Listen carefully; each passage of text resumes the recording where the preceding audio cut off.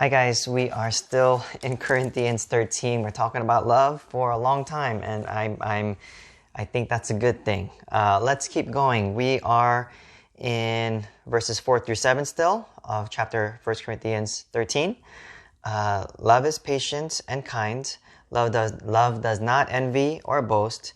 It is not arrogant or rude. It does not insist on its own way. It is not irritable or resentful. It does not rejoice at wrongdoing, but rejoices with the truth.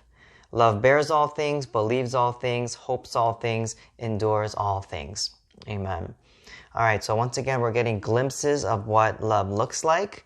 And yesterday previous video, we talked about love is not irritable. And now we're talking about the other side, resentful. Why do I call it the other side?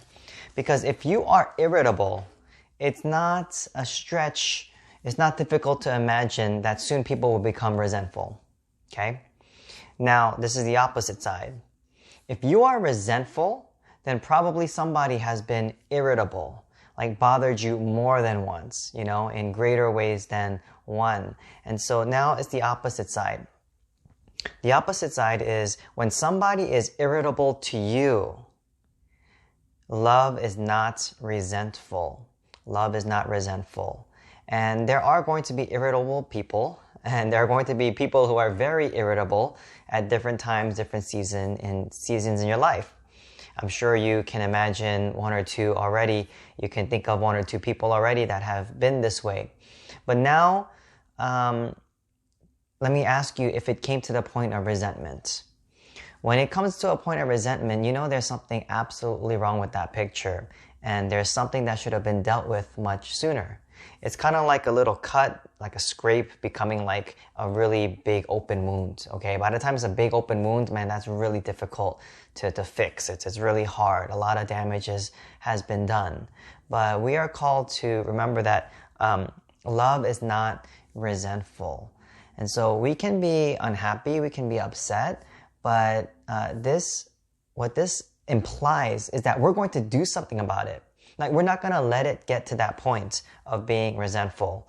Does that make sense? And so you can be unhappy, people can cross you, can mess with you, and you might get bothered in the head, you might not be able to sleep at night, but you need to make sure that it does not come to the point of being resentful. Amen? Amen. So how do we do that? We do that by receiving God's love once again. We do that by asking God, how do you see this person? God, how do you see this person? God, we go to God and ask for wisdom. God, what do I do in this situation? We go to godly counsel and say, what do I do? There's this person that's bothering me. I can't sleep at night. Something I feel blank, whatever it is, so irritated, and I need help here. Does that make sense? And so every situation is different, and so every application in these situations will be different as well. But I want you to at least know that it's your responsibility, my responsibility to take care of my heart. And when things get to the point of resentment, there's something really, really wrong then, and we need some major surgery at that point. But thankfully, not all of us are there at this moment. And so when we see things in our hearts and our minds that we believe it can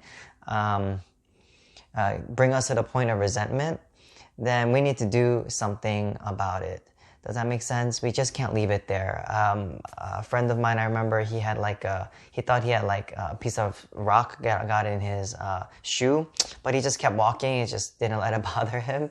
And later I found out that it was, I don't know, let's just say it was a piece of glass. And it's like, oh my gosh. But the fact that he just kept it in there and didn't do anything about it, that's his fault, okay? That's his responsibility. And so we have a responsibility. If some rock or some glass got into our heart and it's doing some damage, then we need to do something about that. And to be honest, a lot of that actually is not like wishing the other person to change, or that person needs to apologize as much as you want that and I want that, but it's actually you. There's something you can do.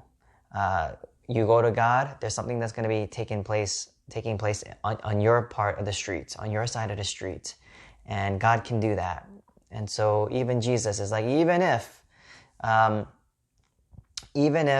these guys hate me or whatever, you know what? I can make sure that I still love them. Does that make sense? And so, yes, we need wisdom. We need to know what to do. We need love. We need patience. We need joy. We need all of that.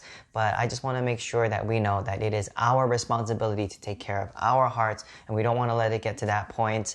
There's something we can do about it. And so let's react maybe a little bit faster, a little bit quicker before it gets to that point. Amen? Amen.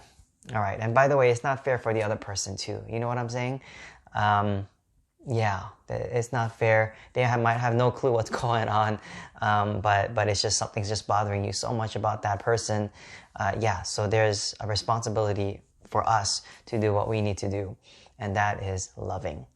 All right, thank you guys. We'll see you in the next video. God bless.